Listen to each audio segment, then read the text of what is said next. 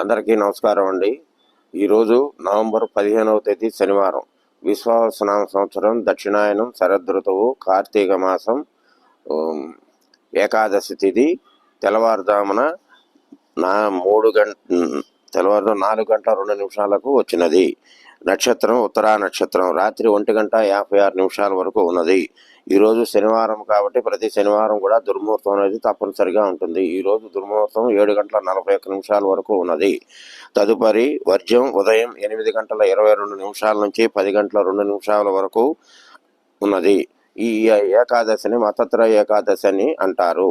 కావున మీరందరూ కూడా ఈ విధంగా ఈ వర్జ్యం లోపల కాకుండా మిగతా సమయాల్లో చాలా మంచి దినం. ఈరోజు మంచి రోజు కాబట్టి ముఖ్యమైన పనులు ఏమైనా ఉన్నా చేసుకోవచ్చును.